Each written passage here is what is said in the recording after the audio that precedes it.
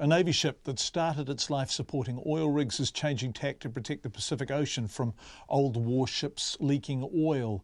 The Navy handed over the decommissioned Manawa Nui to an Australian firm at the Devonport Naval Base in Auckland this morning, and Eva Corlett was there. Okay, so basically you see here a recompression chamber. That's former Manawa Nui engineer Grant Muir. And basically for divers, when they go down deep and they come back up and they need to bring them down again in a safe environment, we put them into a recompression chamber, take them back down to depth and bring them up slowly. Yeah, that way they don't get the bends. It's a bright, clear morning as he describes what the small but sturdy boat is capable of. This is a 515-ton crane, so basically we can actually lift our own containers on board up to a maximum weight of about 5.5 tonne. He says the crew will miss the old girl, which became a home to many. How long have you been on board? This time, 2 years. 2 years. This is my second stint on board. And are you sad to see it go? Oh, absolutely. She's a good ship. We've always had a happy crew. And we're always a little ship that can. The Manawa Nui served the Navy as a diving vessel for 30 years. Prior to that, it was a diving support vessel for oil rig operations in the North Sea. Today, Navy Captain Muzz Kennett handed it over to its new captain Bill Fenelon of the Australian-owned Major Projects Foundation, with a handshake and a swapping of gifts in front of former and incoming crews. The ship, which carries up to 31 crew and sports a 15-ton crane, a 4-point anchoring system and welding equipment, will now be used to prevent oil spill damage from old warships in the Pacific. Captain Kennett is delighted the ship will stay on the seas.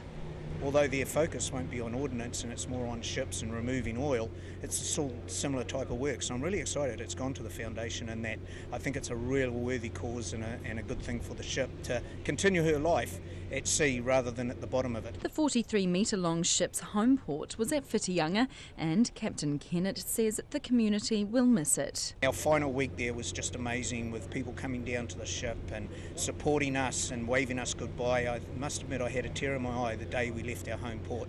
So that was fantastic, and I think the people of Whitianga will miss her, and we will miss them as well. The new owner, Paul Adams, says the ship will be the first in the fleet and one of the few to carry out oil spill prevention in the Pacific.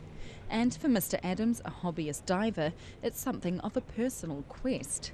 During a diving holiday in Micronesia, he noticed something worrying. The oil glugging out of the shipwrecks came to our attention. We started to ask all the locals, what was the story and who's doing what about it. Is it the Americans, the Japanese? And the answer really was no one's doing anything, and they've been pleading everywhere around the world to try and bring attention to the problem, because if one of the ships there burst open with the oil, it will decimate the local fishing, the dive industry, basically decimate the locals. He says there are about 3,000 sites in the Pacific that need protecting. The ship has been brought through Mr. Adams' company, which specialises in demolition work. But the not-for-profit foundation will rely on public donations, volunteers and some paid staff.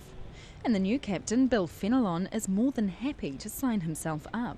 I just think it's great that there's people out there who have got the money behind them to do work like this, and that's why I'm very happy to get involved. And I'm volunteering my time as well at this stage. It's really good. These things have to be done, and there's people who are putting their money up front to go and do this work, not just for themselves but for the good of everybody. The crew will sail the newly named MV Recovery to Newcastle in Australia in 2 weeks' time. There they will test the ship and make some minor additions before taking it on its first major voyage to the tropics next year.